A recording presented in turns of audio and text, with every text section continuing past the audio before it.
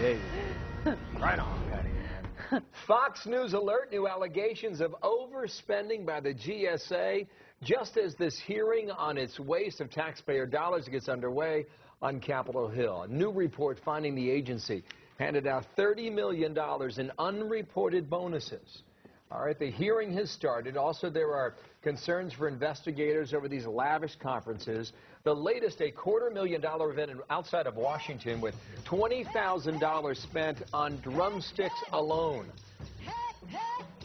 Yeah, I talked to California Congressman Jeff Denham about that just before the hearing started. Here's the congressman. Jeff Denham, good morning, and thank you for your time. Thanks, Bill. Thanks for having me back. We are all watching this hearing from afar. What will you uncover in this? Well, quite a few things. I mean, this is one of those hearings that there's so much material, so much waste in government that it's almost difficult to where do you start. I mean, these conferences that the president did an executive order on a year ago continue to go on. 77 conferences after the president did an executive order. And then the vice president was supposed to do a across the board with every department secretary, make sure these bonuses weren't happening. And we found there's this $3.7 million in bonuses just within GSA. One bonus for performance, another bonus for tier bonus. I mean, several different bonuses coming out of several different pots of money. But the most egregious thing is where they've broken the law and tried to get around Congress. With this new building, the World Trade Center in New York, they're going to spend over $350 million on a lease without having any idea what tenants are going in there or cost justification. They're just circumventing Congress, and that's got both parties irate. That's a strong statement. They've broken the law? What's illegal?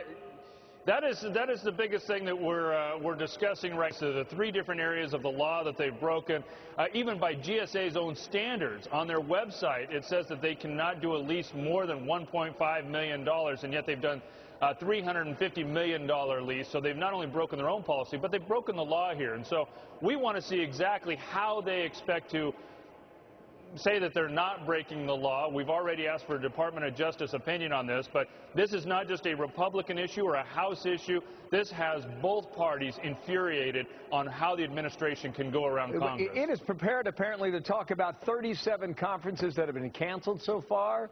In addition, reforms on travel are already in place. Is that part of the challenge here? The question on that, is that sufficient?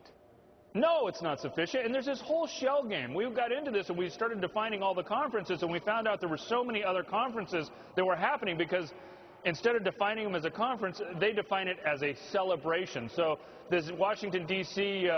Party that they had with the drumsticks was a celebration instead of a conference. These bonuses that they're giving, they have performance bonuses, but then they pull all of these other bonuses from different pots of money. So the transparency that the president and the administration continues to talk about is a whole shell game where they're hiding money and hiding waste in government in many different pots of money. Ironically, happening right now in Nashville, Tennessee at Opryland is a GSA conference. It's called a Smart Pay Training Conference. I went on the website earlier today. I'm still not quite sure what the objective is here when they talk about Smart Pay. And later tonight on the General Jackson Steamboat, there's a reception with entertainment that follows that. What's going on in Nashville?